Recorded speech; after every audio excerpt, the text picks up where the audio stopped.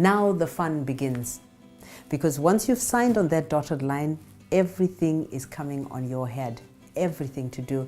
You've got 25 staff who need to be paid. You've got nurses. You've got the clients in the home. So you suddenly, very quickly, have to learn every part of that building and what is going on. It's all coming to you. So there was a manager in place, and so I started doing my own research about the home, because now you're acting like an investigator. Because they can tell you things, but it's important for you to go and find out for yourself. Because the strange thing with care, I'm not too sure other businesses, but in care, today you are here, tomorrow you are down there. Because very quickly things can change. If you are not meeting the terms and conditions as stated by CQC, the regulator, you will be in big trouble. That could even mean jail. So it is important that you know exactly what's going on as a responsible person, as a director, as an owner. You need to know what's going on. I spoke to the manager, and she told me that, oh, there's a problem with that stuff, but don't worry about that one, and there's a problem with that stuff. I wasn't too comfortable with what she was telling me, but I listened because I wanted to work with her. So from there, I then started going on night shift, day shift, morning shift, evening shift, 2 a.m., whatever time I just felt like getting out of bed, I went there. And when I arrived there, because people didn't know who I was, and I was let in the home, already I could see the problems that were there. Yeah? So I'm working with these people, I'm gathering information, my own intelligence, I'm speaking to people. And then I decided, from all this information, I realized this home is in crisis. There are major, major problems. There's agency staff coming in and out. And in fact, I saw someone sleeping. There is a manager who walks in at 9 o'clock and walks out at 5 o'clock. There's the nursing staff who are just coming to work, but not really bothering, but they're getting their salary. Then there's the agency staff, they also just coming in and out. It was almost like a circus. So I had to pull it together.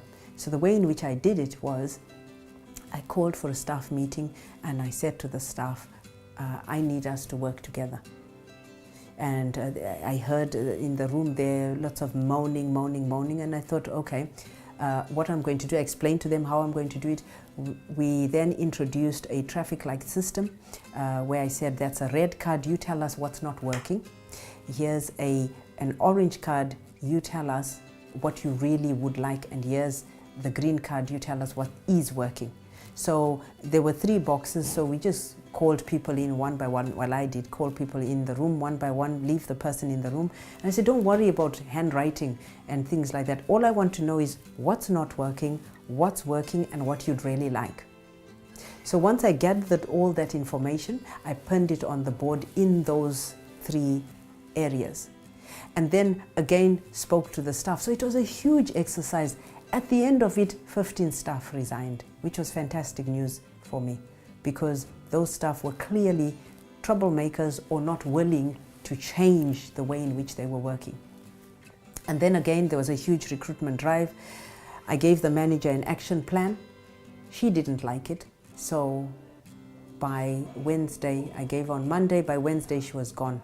Again, that made me quite happy, because then now I could recruit a manager that I knew would work in the way and we could fulfill what the law says we should be doing in the home to support the people that we claim to care for.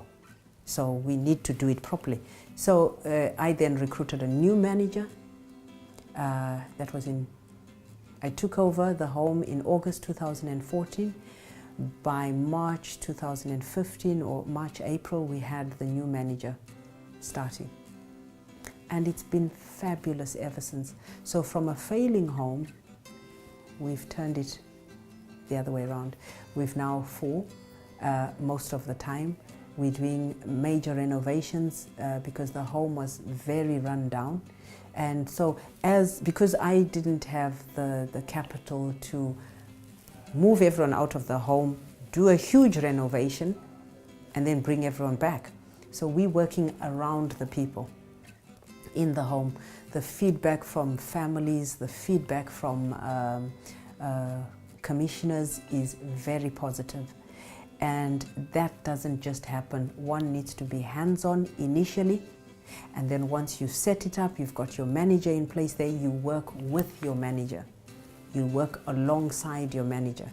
And I trust my managers. I've got 3 managers at the 3 locations, because for the domiciliary, even though we've got 2 offices, we've got 1 manager. For Holywell Home, we've got 1 manager, and at Bridgeway, we've got 1 manager.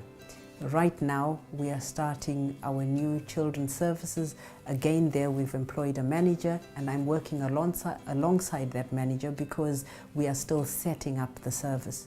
So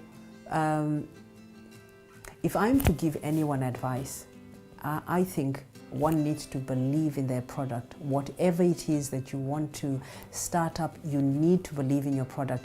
That even if someone came along and said to you, that's not going to work, don't dismiss it. Listen to what they're saying, but come back to why did you want to do it in the first place? And once you believe that, and you believe you've done your research, you know your product, it will work. And I think if one perseveres, it will work out. In my case, there's many times people have come to me and said, oh, there's so many providers out there. Why would you want to get into that? The legislation is so hard. You know, those CQC people are so unfair. But that wasn't my findings. For me, CQC are doing their job, because there are some rotten people out there that claim to care for people when actually they don't. So they've got a job to do, but I think if you work alongside the regulator, it's very plain, simple, clear English. It's not rocket science. It says what you're supposed to do, what your role and responsibility is. And if you can evidence that, they're happy with it, you know. So for us, at each of our locations, we've been rated good. There's a time when we were rated inadequate, but we knew why. A major incident occurred. But working with the regulators, with the commissioners, we were able to come out of it, because we knew that there was a single incident there that happened. We need to put that right. And yeah, so that's that. My advice is know your product, and you'll be able to do whatever it is you want to do.